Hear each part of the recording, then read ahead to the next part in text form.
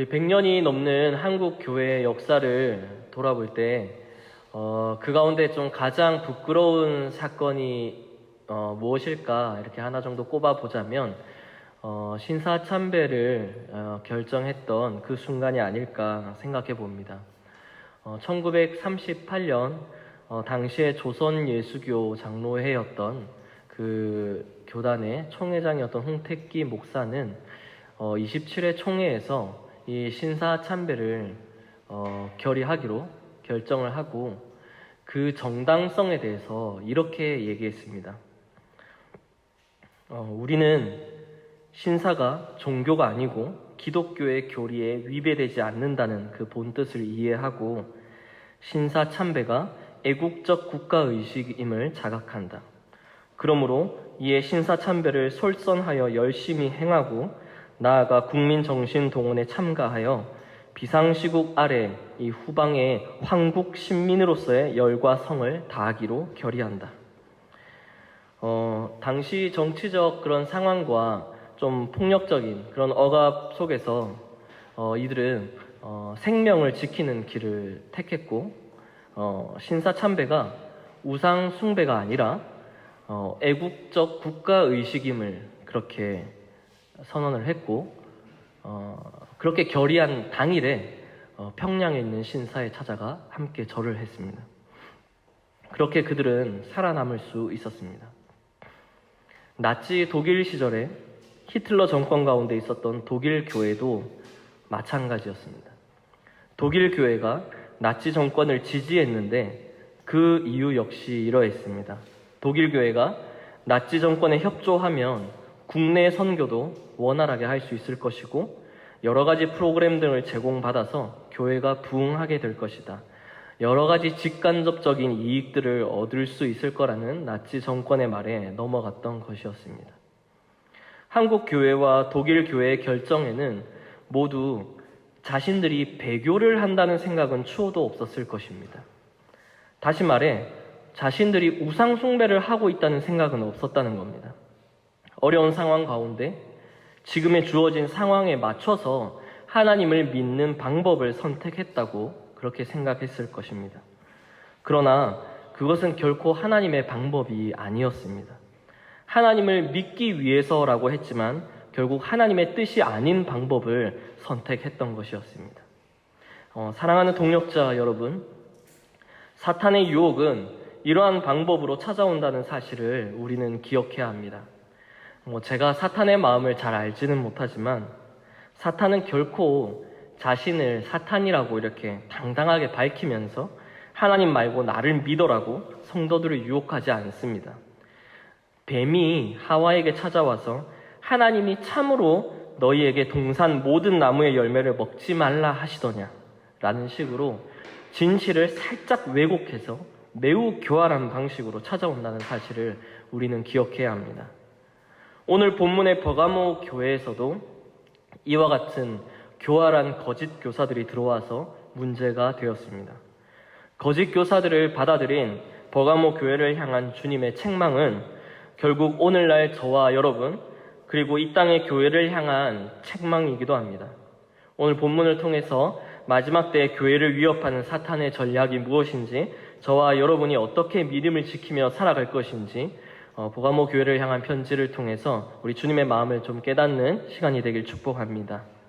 먼저 본문으로 들어가기 앞서서 버가모라는 도시가 어떤 곳인지 그 배경을 좀 살펴보길 원합니다. 지도가 있나요? 네. 한 두 교회 하고 나니까 이제 지도를 좀 준비해야 되겠다 생각이 들어서 지도를 좀 준비해봤습니다. 지금 이 보시면 어딘지 아시겠죠? 이렇게 요즘에는 이렇게 튀르키예라고 이렇게 이렇게 바꿔 부르던데요. 현재 그 튀르키예 지역입니다. 에베소와 서머나 이 도시보다 좀 더 북쪽에 위치해 있는 이 버가모라는 도시는 그 이름의 뜻에 견고한 요새라는 뜻을 가지고 있습니다. 실제로 버가모에는 300m 정도가 되는 언덕이 있었고요. 견고한 요새와 같은 도시였습니다. 또 버가모는 매우 풍요로운 도시였고 종교가 번성했고 소아시아 지역에서 처음으로 살아있는 로마 황제를 경배하기 위해 신전을 세울 만큼 황제 숭배의 중심지이기도 했습니다. 이런 버가모를 사도 요한은 오늘 본문에서 이렇게 표현하고 있는데요. 본문 13절 앞부분을 보면 이렇습니다. 내가 어디에 사는지를 내가 아노니 거기는 사탄의 권좌가 있는 데라. 여기서 주님은 너희가 어디에 사는지 안다라고 하시면서 어디라고 하죠? 그곳을 사탄의 권좌가 있는 곳이라고 말씀하십니다. 사탄의 권좌가 있는 곳이 어디겠습니까? 그 의미를 보면 사탄의 권좌가 있는 곳이라면 사탄이 왕으로 좌정한 곳이라는 의미입니다. 영적으로 볼 때나 지리적으로 볼 때나 정말 그런 것 같다는 생각이 듭니다. 앞서 설명해드린 것처럼 이 300m의 언덕 위에는, 이 버가모에 있는 300m의 언덕 위에는 여러 신전들이 세워져 있었고 로마 황제를 위한 신전들도 세워져 있었습니다. 이 모습이 마치 사탄이 사는 곳, 사탄이 왕으로 있는 곳처럼 그렇게 느껴지는 것 같습니다. 당시 버가모 도시의 별명을 뭐라고 했냐면 신전 수호자, 신전 관리자라고 했었습니다. 정말 이 버가모는 그럴 만한 곳이었습니다. 당연히 버가모 교회의 이 성도들 역시 이 버가모라는 지역에 살면서 비기독교적이고 반기독교적인 문화와 억압 속에서 살아가고 있었습니다. 로마 황제를 신으로 여기며 그에게 경배하라는 압박이 있었고 이를 거절하는 것은 국가에 반역하는 것을 의미했습니다. 마치 일제강점기와 나치 정권 시기에 있었던 교회 상황과 비슷한 것 같습니다. 그러나 그 가운데에서도 한국교회 주기철 목사님과 같은 분, 독일교회 본회포 목사님과 같은 그런 순교자들을 통해서 그 진리가 더욱 선명하게 드러난 것처럼 버가모 교회도 믿음을 지키기 위해서 생명을 드린 자들이 있었습니다. 우리 주님은 이런 버가모 교회를 향해서 먼저 칭찬을 하시는데요. 13절 뒷부분을 보면 이렇습니다. 내가 내 이름을 굳게 잡아서 내 충성된 증인 안디바가 너희 가운데 곧 사탄이 사는 곳에서 죽임을 당할 때에도 나를 믿는 믿음을 저버리지 아니하였도다 라고 말합니다. 정말 사탄이 왕으로 있는 곳처럼 느껴지는 그런 환경 속에서도 버가모에서는 황제에게 향을 피우지도 않고 카이사르가 주님이라고 고백하지 않았던 그런 성도들이 있었습니다. 충성된 증인인 안디바가 죽임을 당했을 때에도, 순교했을 때에도 버가모 교회 성도들은 믿음을 저버리지 않았습니다. 성경은 안디바가 누구인지 자세히 다루고 있지는 않지만 분명한 것은 심각한 박해 속에서도 주님의 이름을 굳게 붙잡았던 자라는 것입니다. 주님께서는 이런 자들을 통해 기뻐하셨고 믿음을 저버리지 않는 자들이라고 칭찬하셨던 겁니다. 사랑하는 뽕네프 교회 성도님들, 어쩌면 주기철 목사님, 보네포 목사님과 같은 순교자들은 우리에게는 너무나 큰 위인처럼 느껴지기도 하고 우리의 삶과는 멀게만 느껴지기도 합니다. 그러나 우상 숭배의 끝판왕이었던 이스라엘의 그 아합 왕의 시대에도 우리 주님은 엘리야를 세우셨을 뿐만 아니라 주님을 위해서 바알 신에게 무릎 꿇지 않았던 7,000명을 남겨두었다는 그 사실은 오늘날 저와 여러분에게도 큰 도전이 되리라 믿습니다. 쉽게 말해서 우리가 엘리야 정도는 아니더라도 7,000명 안에는 좀 들어보자 이겁니다. 우리가 요한계시록의 교회들을 앞서 좀 살펴보고 있는데요. 사실 7교회 모두 크게 보면은 다 비슷한 상황입니다. 결국 믿음을 흔드는 그 고난의 상황 속에서 우리가 믿음을 지키느냐 아니냐의 문제인 것입니다. 그리고 이러한 고난의 형태가 달라지더라도 오늘날 여전히 그 믿음을 흔드는 고난이 있는데요. 그 믿음을 흔드는 고난 속에서도 저와 여러분 믿음을 지키기를 간절히 원하는 그 주님의 마음이 있는 거죠. 바라기는 저와 여러분의 이 믿음이 고난 앞에 흔들리지 않기를 간절히 소망합니다. 네. 안타까운 것은 버가모 교회는 이런 믿음의 사람들만 있었던 것은 아니었습니다. 로마의 요구와 이 시대 상황에 맞춰서 살아가는 것이 전혀 문제가 되지 않는다고 그렇게 합리화를 시도했던 사람들이 있었습니다. 바로 거짓 교사들이었습니다. 이런 자들이 버가모 교회에서 성도들을 유혹했고 그 가운데 넘어지는 자들이 생기기 시작했습니다. 이들을 가만히 내버려 둔 것이 우리 주님께서 버가모 교회를 책망하신 이유였습니다. 거짓 교사들을 그대로 그냥 받아들인 거죠. 오늘 본문 14절과 15절은 이렇게 말하고 있는데요. 우리 14절과 15절을 좀 같이 읽어보도록 하겠습니다. 시작. 그러나 내게 두어 가지 책망할 것이 있나니 거기 내게 발람의 교훈을 지키는 자들이 있도다.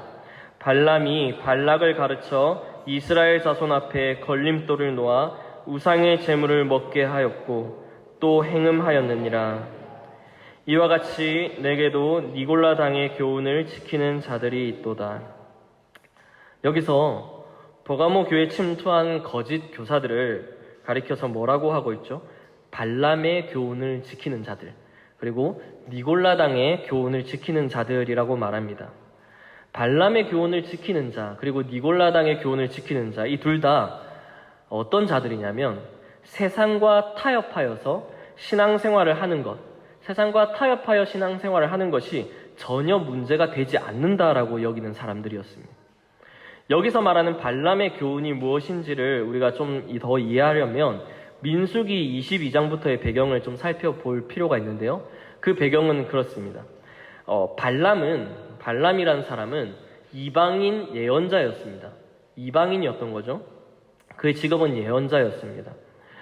당시에 모압 왕이었던 발락은 이 모압으로 침략해 들어오는 이스라엘 백성들에게 저주를 해달라고 그렇게 이 예언자를 고용을 하게 되는데, 그때 고용했던 사람이 바로 발람이었습니다. 하나님은 그런 발람을 막아서 이스라엘을 저주하지 못하게 하셨고 그 대신 축복하도록 하셨습니다. 하지만 발람은 나중에 꾀를 내어서 하나님께 계속 불순종했고 모압 여자들로 하여금 이스라엘 남자들을 유혹해서 여호와 앞에 범죄하게 했습니다. 이스라엘 남자들은 모압 여자들과 음행했고 그들과 함께 이방신들을 숭배했습니다. 발람은 믿는 자들이 세상적인 사상과 더불어 타협하도록 속이는 거짓 교사였던 것입니다. 발람의 교훈을 지키는 자들 역시 이와 같은 사람들이었습니다. 이들이 생각하기에 사탄의 권좌와 같은 이 버가모에서 살아가려면, 이와 같은 도시에서 살아가려면 절충할 것은 절충하고 타협할 것은 타협하며 살아가는 것이 가장 현명한 방법이라고 판단했던 것입니다. 그들은 버가모 성도들에게 너희가 굳이 로마와 대항할 필요가 없다. 굳이 로마에 반항할 필요가 없다. 로마와 평화로운 관계를 유지하면서 믿음 생활을 할 수 있다라고 가르쳤습니다. 14절에서 우상의 제물을 먹고 행음을 했다는 말이 바로 이를 설명해 주고 있는 것입니다. 버가모 교회 성도들이 황제 숭배나 그들의 축제 등의 행사에 참여하지 않게 되면 경제적으로나 사회적으로 이렇게 많은 배제를 당하게 되는데요. 그래서 이 발람의 교훈을 지키는 자들은 우리가 굳이 손해볼 필요가 있느냐, 이런 우상 축제에 참여하는 것이 뭐가 문제가 되느냐, 우상 축제에 참여하는 것은 애국심과 사회적 의무를 다하는 것뿐이라고 하면서 축제에 참여하도록 권면했다고 합니다. 이처럼 사탄의 거짓은 매우 교묘하게 찾아오는 것입니다. 예전에 한국 교회가 신사참배를 결의했을 때 그 이유가 없었겠습니까? 그때 결의했던 목사님들이 했던 얘기가 우리가 하나님을 더 잘 믿기 위해서 이렇게 하는 거다. 그래도 주일 예배를 드려야 되지 않겠냐. 주일 성수를 근거로 신사참배를 했던 것입니다. 이렇게 합리화하는 이런 것들을 볼 때 저와 여러분 역시도 그럴 수 있다는 경각심을 가져야 되지 않겠습니까? 사랑하는 동역자 여러분, 죄는 이처럼 작은 것을 허용하는 것에서 시작된다는 것을 우리가 기억해야 합니다. 우상의 식탁에 앉는 것이 뭐가 문제가 되겠나 라는 것에서 시작이 되는 것입니다. 신앙생활을 하는 것이 이렇게 어려운 시대인데 우상의 식탁에 앉기만 하는 건데 그게 뭐가 문제가 되겠냐라고 타협을 하는 거죠. 그렇게 조금씩 받아들이고 결국에는 우상의 제물을 먹게 되고 그 문화에 젖어 들어가면서 변질되었던 것입니다. 버가모 교회의 문제는 결코 하나님과 로마 황제 사이에서 너희가 둘 중에 하나를 택해라 라고 했을 때 로마 황제를 택했던 그런 문제가 아니었습니다. 둘 다 따라가겠다고 했던 타협이었고 평안을 위해서 혼합적 신앙을 가졌던 것이 문제였습니다. 사실 제가 프랑스에서 생활한 기간이 얼마 되지 않지만 그럼에도 한 사람의 그리스도인으로서 그리고 목회자로서 느꼈던 이 프랑스 문화는 신앙적으로 고민이 되는 부분들이 몇 가지 있었습니다. 특히 프랑스의 법적인 부분과 성경의 가르침이 배치되는 상황일 때는 어떻게 판단해야 될지 고민이 많이 되었습니다. 특히 이것을 개방적인 성문화라고 해야 될지 타락한 성문화라고 해야 될지 모를 이 사회적 분위기는 마치 성경의 가르침대로 말하면 꼰대 소리는 물론이고 법적으로도 제재될 수 있을 것 같은 그런 상황들 속에서 저는 참 많은 고민이 되었습니다. 그럼에도 불구하고 처음에 저는 이러한 문제들이 진리를 흔드는 문제는 아니라고 판단을 했던 것 같습니다. 뭔가 구원의 문제는 아닌 것 같고 뭔가 예수님을 부인하게 만드는 그런 문제들은 아니니까 뭐 괜찮지 않겠냐라는 생각이었던 거죠. 심각한 문제라고 생각을 하지 않았던 겁니다. 그러나 이번에 7교회를 향한 편지들을 다시 묵상하면서 그리고 오늘 버가모 교회에 쓴 편지를 보면서 한 가지 깨닫게 되는 사실은 결국 진리가 변질되는 것은 이렇게 시작한다라는 것이었습니다. 프랑스라는 나라의 그 기초에 자유, 평등, 박애라는 가치들이 있다면 우리는 이 자유, 평등, 박애의 가치가 성경에서 말하는 자유, 평등, 박애의 가치와 얼마나 다른지 민감하게 살펴봐야 한다는 것입니다.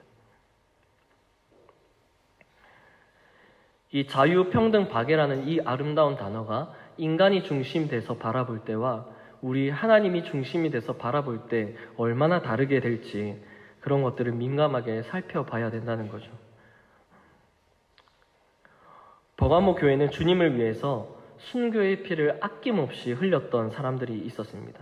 그런 교회가 어떻게 발람의 교훈을 쫓고 니골라당의 교훈을 따르는 자들을 용납할 수 있었을까? 저는 사실 이 점이 참 의아했습니다.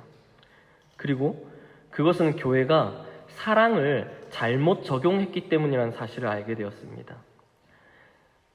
사랑이라는 단어가 참 아름다운 단어잖아요. 그런데 당신이 오해하는 하나님의 사랑이라는 책에서 이 저자는 우리가 생각하는 사랑에 대해서 이렇게 말하고 있습니다. 우리에게 사랑이란 즐거움이다. 우리는 사랑을 행복, 가족, 친구 등과 관련을 짓는다. 우리는 사랑의 본질을 친근함이라고 여긴다. 버가모 교회 성도들은 너무나 아름다운 단어인 이 사랑이라는 단어, 이 미명 아래에 거짓된 가르침을 용인했고 그것이 문제의 시작이 되었던 거죠.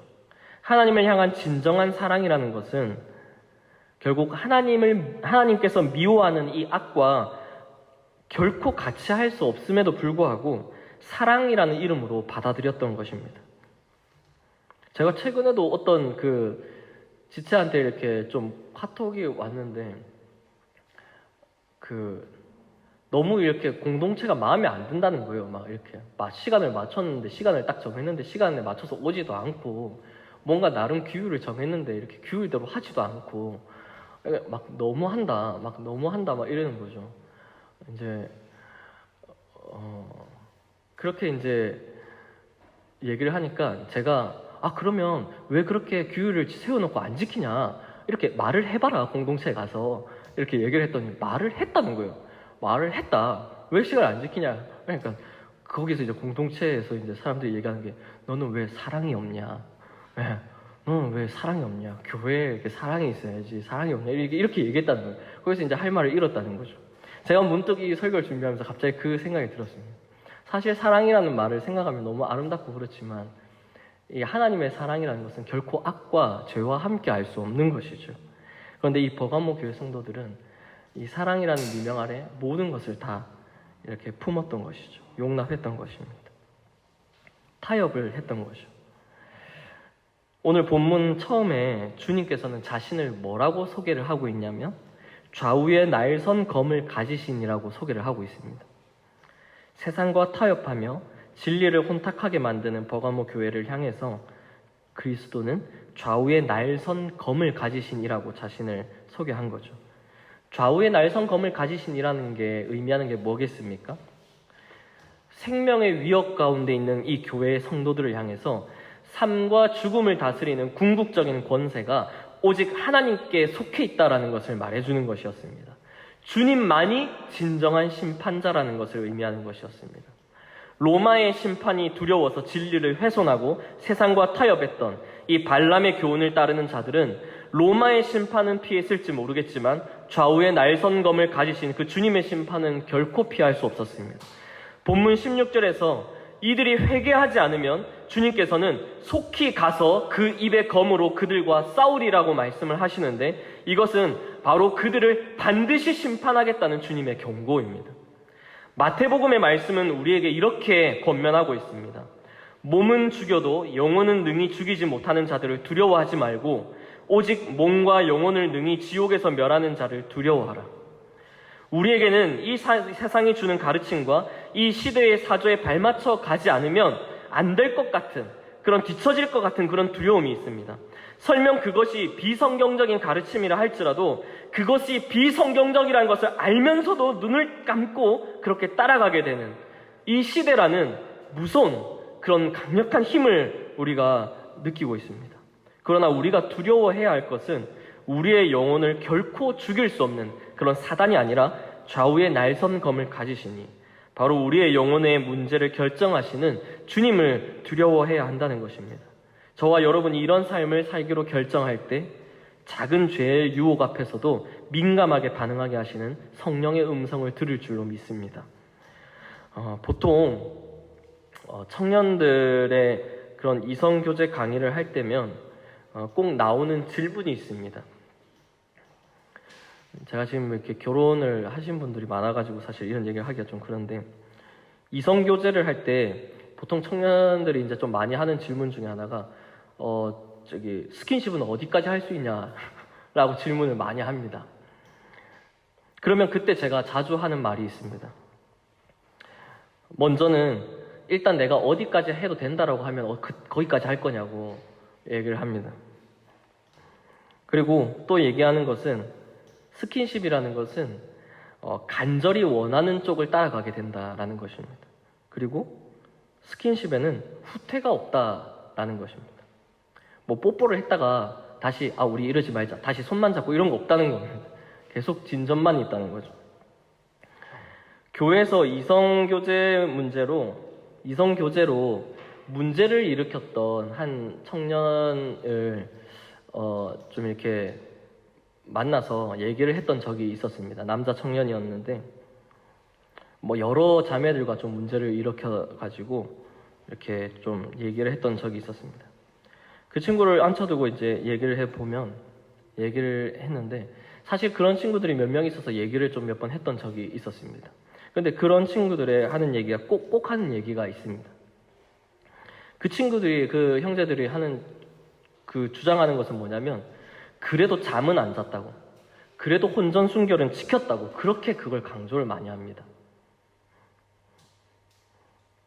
그러나 더 깊이 그 얘기들을 들어보면 사실 그런 관계만 안 했지 마치 성행위와 같은 것들을 다 해놓고 혼전순결을 지켰다, 난 혼전순결을 지켰다, 막 그거를 그렇게 강조를 하더라는 거예요.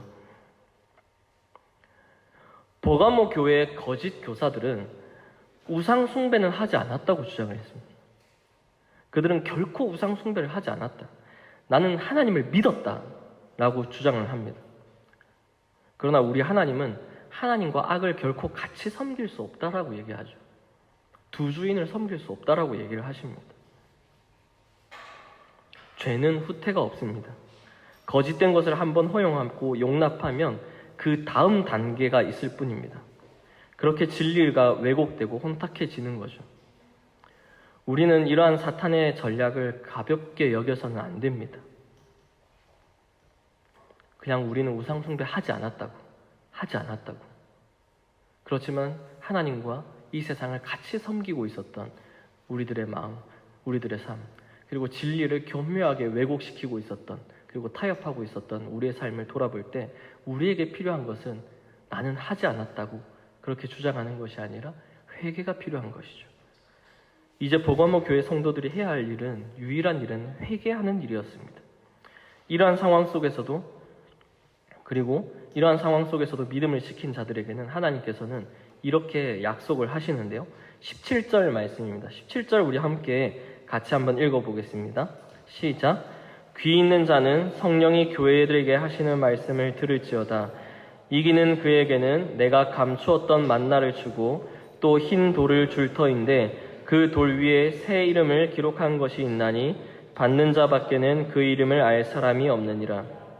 네, 주님께서는 이 어려운 상황 가운데서도 믿음을 지킨 자들, 그리고 회개한 자들, 그런 자들에게 감추었던 만나를 주고 새 이름이 기록된 흰 돌을 주시겠다고 약속하십니다. 만나라는 것은 하늘의 양식을 의미합니다. 새 이름이 적힌 흰 돌이라는 것 역시 어린 양의 혼인잔치에 들어가는 초대장을 의미합니다. 이런 고난 가운데서도 믿음을 지켰던 자들, 진리를 왜곡시키지 않고 타협하지 않았던 자들, 이런 자들에게는 어린 양의 혼인잔치에 들어가 하늘의 양식을 누리는 기쁨을 약속하시는 겁니다. 저와 여러분이 그 약속을 누리는 모든 성도님들이 되길 축복합니다. 말씀을 맺으려고 합니다. 마지막 때를 살아가는 저와 여러분, 그리고 주님의 교회들은 진리가 혼탁해지지 않도록 해야 합니다. 변질되지 않고 훼손되지 않도록 해야 합니다. 우상의 제물을 먹는 것은 우상의 식탁에 앉을 때부터 시작되는 것입니다. 우리는 우상의 제물이 아니라 하늘의 양식, 하나님이 주시는 만나를 통해 살아가는 자들입니다. 버가모 교회 성도들의 삶은 어쩌면 너무나 비참했고 당장의 삶을, 당장의 생존을 위해서 라면 우상의 제물을 먹을 수밖에 없었던 그런 삶을 선택하는 것이 그들은 어쩌면 해결책이라고 생각했는지도 모르겠습니다. 아마도 우상의 식탁에 앉기로 한 것은 결국은 그들의 당장의 생존의 문제를 해결해 주었을 것입니다. 그렇지만 그것은 진리가 변질되는 것이 시작되는 시기이기도 했던 것입니다. 오늘 성령님께서 저와 여러분의 삶을 비추어 주시기를 원합니다. 혹여 우리의 삶을 위해서, 그리고 우리의 평안을 위해서 우리는 타협해 오는 것이 없었는지, 우리의 믿음이 예전에 비해 너무 변한 것은 아닌지 주님께서 오늘 저와 여러분을 깨닫게 해주시길 원합니다. 또한 앞으로의 삶 가운데 분명 사탄은 세상의 다양한 지식들을 통해서, 이 시대의 풍조를 통해서 우리의 신앙과 진리를 왜곡시키려고 할 것입니다. 제가 생각할 때 아마도 제가 가장 많이 생각이 나는 것은 오늘날 시대의 인본주의적인 사상이 가장 큰 사탄의 전략이 아닐까 생각해 보게 됩니다. 사람을 먼저 두고 사람을 중심에 두고 살아가는 것, 어쩌면 그것이 마땅하다고 여기는 오늘날인데 성경은 결코 그것을 말하고 있지 않습니다. 성경은 우리가 하나님을 중심에 둘 때, 그리고 우리가 하나님을 중심에 두고 이 세상을 바라보는 것을 권하고 있는 것이죠. 사탄의 이러한 전략 속에서도 우리가 순전한 그리스도인으로, 그리고 진리의 수호자로 그렇게 살아가기를 간절히 축복하고 그렇게 되기를 간절히 기도합니다.